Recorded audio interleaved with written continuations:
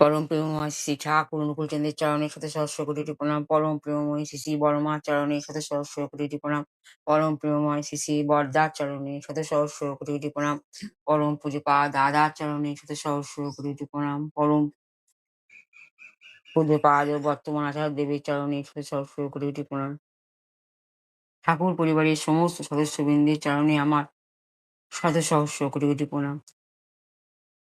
উপস্থিত ভক্তমণ্ডলী যারা আমার যাজন শুনছেন তাদের আনন্দ জয় গুরু। সমস্ত বাচ্চাদের আমার আদর প্রীতি ভালোবাসা যথাস্থানে জয় গুরু। পরমপিতার অশেষ কৃপায় অশেষ সৌভাগ্যের ফলে আজ আমি ঠাকুরের সম্বন্ধে দু চার কথা বলতে চেষ্টা করছি। যদি কোনো ভুল ত্রুটি হয়ে থাকে ঠাকুর যেন আমাকে ক্ষমা করে দেন।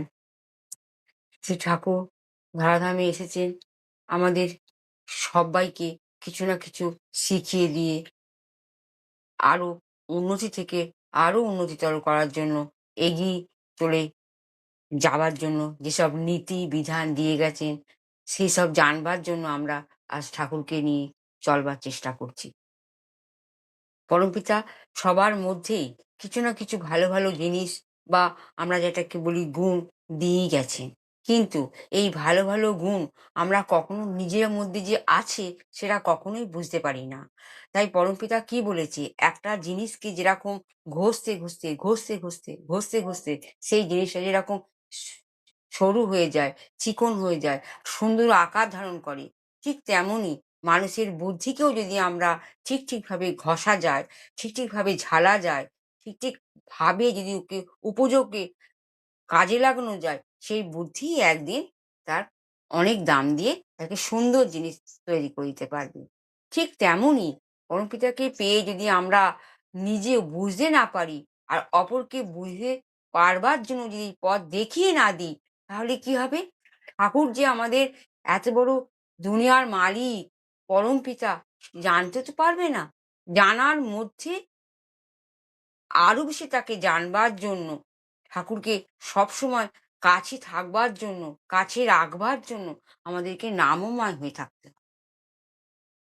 যারা দীক্ষা নিয়েছেন তারা তো নামের মর্ম খুব ভালোভাবে বুঝতে পারছেন, কিন্তু যারা দীক্ষা নেননি আমার এই যাজন যদি বাই চান্স শোনেন, তারাও বুঝবেন এই দীক্ষা নিয়ে যে বীজমন্ত্র নাম করলে যে উপকার পাওয়া যায়, যে শক্তি পাওয়া যায়, সেই শক্তির মাধ্যমে অপরিসীম ক্ষমতা নিজের মধ্যে এসে বা এনে আমরা নতুন কোনো কাজ করে সামনে এগোতে পারি। আমাদের জীবনের লক্ষ্য কি? এগিয়ে যাওয়া। আমাদের জীবনের লক্ষ্য যদি আমরা এগিয়ে যাব এটা মনে রাখি, কিছু না কিছু কারণেই আমরা এগিয়ে যেতেই পারবো। আমাদের যতই কেউ পিছন দিকে টানুক না কেন, আমরা থাকবোই না। ঠাকুরকে নিয়ে সামনের দিকে এগিয়ে চলে আমরা আমাদের জীবন যাপন করব। পরমপিতার অশেষ কৃপা অশেষ দয়া সবার মধ্যেই রয়েছে। কেউ তাকে দেখতে পাচ্ছে না, কিন্তু উপলব্ধি করতে পারছি। ঘুম থেকে উঠে যে আমরা সারাদিন কাজ শুরুবাত করব, তার প্রথম প্রথম আমাদের পড়াও কি? ঠাকুরকে নিয়ে। ঘুম থেকে উঠেই আমরা নাম শুরু করে ফেলি। নাম শুরু করার মাধ্যম দিয়ে আমরা সদাচারে নিজেকে স্বচ্ছতা পরিষ্কার পরিচ্ছন্ন করি, তারপরে গিয়ে আমরা ঠাকুর মন্দিরের কাছে গিয়ে ইষ্টভীতি করি। যারা গরিব, যাদের কাছে মন্দির নেই, তারাও একটা আসন বিছিয়ে নিয়ে ইষ্টভীতি করে। তবে হ্যাঁ, এই ইষ্টভীতিটাকে মন দিয়ে করতে হবে।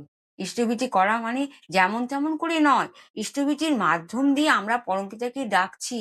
ইষ্টভীতির মাধ্যম দিয়ে আমরা ঠাকুরের সঙ্গে আমাদের নিজের যে আত্মাটা আছে না, তার সঙ্গে কানেকশন করছি, সংযোগ করছি। যেরকম মোবাইলে চার্জ না দিলে মোবাইলটা কি হয়? ডেথ হয়ে যায়, মোবাইলটা রেসপন্ড দেয় না।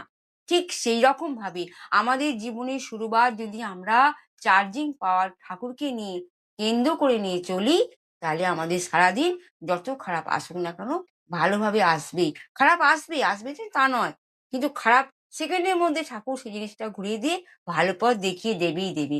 এই বিশ্বাস, এই যে বিশ্বাস আমার আসছে কেমন করে? ঠাকুরকে ডেকেই আসছে।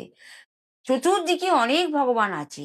আপনি কোন ভগবানের কাছে গিয়ে মাথা ঠুকে ঠুকে কাঁদবেন, কোন ভগবানের কাছে গিয়ে মাথা ঠুকে ঠুকে বলবেন আপনার জীবনের দুঃখের কথা? কেউ শুনবে, কেউ শুনবে না। কিন্তু আমার পরমপিতার কাছে যদি আপনি কন্টিনিউয়াসলি কিছু বলেন, উনি ঠিক শুনতে পাবেন। কি করে আমরা বুঝবো উনি শুনেছেন? যখনই বুঝবো আমাদের সমস্যার সমাধান হয়ে যাচ্ছে, তখনই আমরা বুঝতে পারবো ঠাকুর আমাদের কথা শুনতে পেয়েছে। আর জীবন্ত দেবতা উনি। জীবন্ত দেবতা উনি আমার দয়াল। জীবন্ত দেবতা বলেই আমাদের এত ভরসা, এত আমাদের ছোট, ছোট জিনিসগুলো বড়, বড় আকার নিতে দেয় না। ছোট, ছোট জিনিসের মধ্যেই ঠাকুর কি করে? সমস্যার সমাধান করে দেয়। ঠিক তেমনি ভাবে যদি আমরা ঠাকুরকে ঠিকভাবে ডাকতে পারি, তাহলে আমরা বুঝতে পারবো যে পরমপিতার শক্তি অপরিসীম। আর এই পরমপিতাকে নিয়ে চলার যে আমাদের সৌভাগ্য, এই সৌভাগ্য যেন আমরা চিরকালই বুঝতে পারি। সবাইকে বোঝাবার জন্য ঠাকুরকে পাশে আসতে হবে। ঠাকুরকে দেখতে হবে, ঠাকুরকে বুঝতে হবে, ঠাকুরকে জানতে হবে। তবেই তো আমরা ঠাকুরকে বুঝতে পারবো যে আমার ঠাকুর আমারই। ঠিক আমার ঠাকুর যেরকম আমার, আপনাদেরকেও জানতে হবে। আপনাদেরকেও সবাইকে ঠাকুরকে বলতে হবে। ঠাকুরের কাছে সমস্ত দুঃখ, সমস্ত সুখ শেয়ার করতে হবে। তবেই পরমপিতাকে আমরা ভালোবাসতে পারবো। আর এই ভালোবাসা মানে অনেক গাঢ়। এই ভালোবাসা মানে এত বেশি গাঢ়, এত বেশি গভীরতা আছে যে ঠাকুরকে যে আমরা ভালোবাসবো কি করে? ঠাকুরের নাম, ঠাকুরের ধ্যান, ঠাকুরের যজন, যাজন, ইষ্টভীতি, স্বস্ত্রয়িনী সদাচার, ঠাকুর এসব নীতির মাধ্যমে ঠাকুরকে ভালোবাসার পথ দেখিয়ে দিয়ে গেছেন। সকালবেলার প্রার্থনা, সন্ধ্যেবেলার প্রার্থনা ঠিক, ঠিক টাইমে করতে পারলে আমরা ঠাকুর কাছে আশীর্বাদ সবসময় পেয়ে থাকবো। এই যে আমরা এত গুরুভাইকে দেখি, এত ঋত্বিকাদেরকে দেখি, তাদেরকে কি দেখি? তাদের এই ভালো গুণটা দেখি। এই ভালো গুণের পিছনে তারা যে কত মেহনত করছে সেগুলো আমরা দেখার চেষ্টাই করি না। তারা ঠাকুরকে এত বেশি ডাকে, কত যে ডিপি ওয়ার্ক খুলছে তারা। কি করে করছে? কোন ক্ষমতার বলবুতে করছে তারা? তারা ঠাকুরকে এত বেশি ভালোবেসেছে এই ভালোবাসার বলবুতে। ঠাকুর তো আমাদের সঙ্গে থাকছেই। আমি যেরকম দীক্ষা নিয়ে আমার সবাইকে দক্ষতাপূর্ণ করে দিয়েছি, আমার ফ্যামিলির সবাইকে। পাড়াপড়শিকেও করলে খুবই ভালো হয়। এইভাবে এক, এক করে এগিয়ে তো সারা দেশে নেমে পড়েছে তারা ডিপি ওয়ার্কের কাজের জন্য। এই ডিপি ওয়ার্কের কাজ করা যে কত পুণ্য, কত পুণ্য নিজের মধ্যে হবে না। সবাইকে বোঝাতে হবে। খালি আমিই পূর্ণতা অর্জন করব, আর দুনিয়ার লোক পাপে ভরবে, তা তো হয় না। আমার দয়ালকে জানতে হবে, সবাইকে জানাতেই হবে। শুধু ঠাকুর আমার বললে হবে না, দুনিয়ার লোকের। কোটি, কোটি লোক যাতে ঠাকুরময় হতে পারে, তার ব্যবস্থা আমাকে করতে হবে এই ডিপি ওয়ার্কের মাধ্যমে। অনেকে অনেক কথা বলবে। সেসব কান দিলে চলবে না। আমাদের চিন্তা করতে হবে একই, যে আমার ঠাকুরকে সবাই জানুক, আমার ঠাকুরকে সবাই চিনুক, আমার ঠাকুরকে সবাই বুঝুক। কেননা ঠাকুর যে পরম্পরা রেখে গেছে, আচার্য পরম্পরা জেনারেশনের মধ্যে রেখে গেছে, এটা কোনো দেবতা রেখেছে কি? না। আমাদের গুরুদেব জীবন্ত দেবতা, পরম পিতা, উনি যে আচার্য পরম্পরার মাধ্যমে আমাদেরকে কি করেছে? দেখিয়ে দিয়ে গেছে। কি দেখিয়ে দিয়ে গেছে? যে সম্পর্ক। এই সম্পর্ক রাখতে গেলে ঠাকুরবাড়িতে যেতে হবে, দেখতে হবে, তাদের ফ্যামিলিকে শুনতে হবে, বুঝতে হবে, দেখতে হবে। কিভাবে তারা আচার-আচরণ করছে, ব্যবহার করছে। সবথেকে বেশি ভালো লাগে ব্যবহার দেখি, আচার দেখি। আজকে আমাদের দুর্নীতি, দুর্মূল্যর ব্যবহারে এত বেশি খারাপ হয়ে গেছে আমাদের পরিবেশ, মানুষ মানুষের সঙ্গে ব্যবহার করতে চায় না।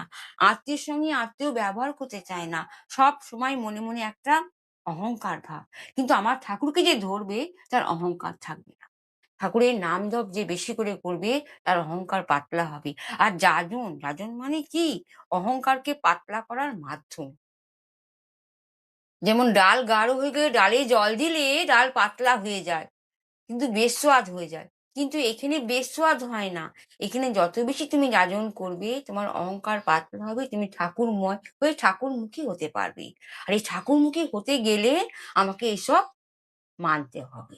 আর ঠাকুর সবসময় সবারই মঙ্গল করে। শুধু আমার না, দুনিয়ার লোকের মঙ্গল করে।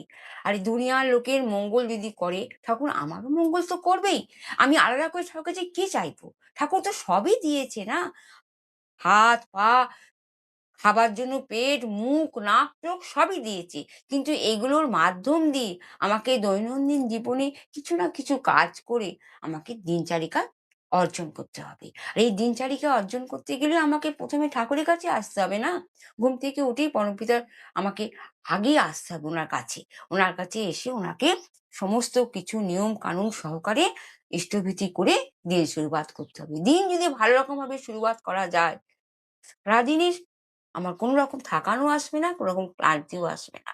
আজকে আমাদের এত সব দিকেরই সমস্যা লেগেই আছে।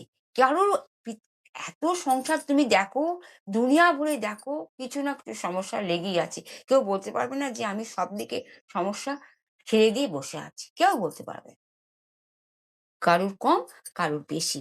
কিন্তু আমাদের পরমপিতা কি বলেছে? তুমি ভয় পেও না। ভয় পেলে চলবে না। এই ভয় তোমাকে তাড়াতে হবে, তোমাকে সাহসিনী হতে হবে। সাহসী হতে হবে। তুমি তো বীর পুরুষ হতে পারবে। তুমি তো সবসময় কাপুরুষ বললে তো হবে না। তুমি তো পরমপিতার সন্তান। এসব কথাগুলো মাথায় রেখে তোমাকে কাজ করতে হবে। সৎ কাজ, সৎ কর্ম এসব দিকে যদি তোমার মন থাকে, তোমাকে অসৎ দিকে টানতে পারবেই না। পরমপিতা বলেই দিয়েছে, যদি তুমি অসৎ জায়গায় ঢুকেও যাও, নেমেও পড়ো, হাত ধরে আমার পরমপিতা তোমাকে তুলে নিয়ে আসবে। এই বিশ্বাস রেখে আমরা চলবো, সবাইকে চালনা করার পথে এগিয়ে নিয়ে যাব। পরমপিতার কথা বলতে গেলে অনেক কথাই বলা হয়ে যায়। যাজন মানে কি?